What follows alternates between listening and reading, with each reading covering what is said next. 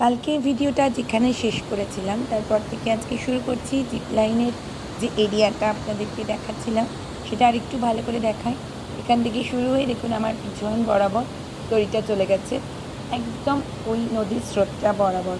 এখান দিয়ে zip line করতে কিন্তু খুব সুন্দর লাগে, যদিও এখন জিপ লাইন বন্ধ আছে তাই আপনাদেরকে জিপ লাইনটা দেখাতে পারলাম না। এবার আমরা ওপর দিকে উঠে যাব।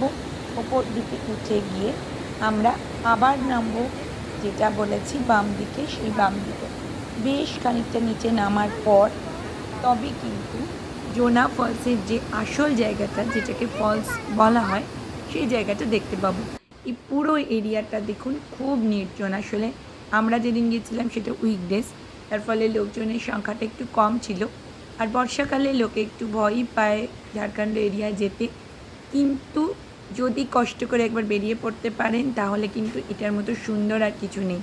ওই দেখুন নিচে জোনা ফলস দেখা যাচ্ছে, তার আওয়াজটাও শোনা যাচ্ছে, খুব জোরে আওয়াজ হচ্ছে কিন্তু দেখতে পাচ্ছেন। একদম নিচে গিয়ে দেখাবো, তার আগে এখান থেকে একটুখানি দেখিয়ে দিলাম।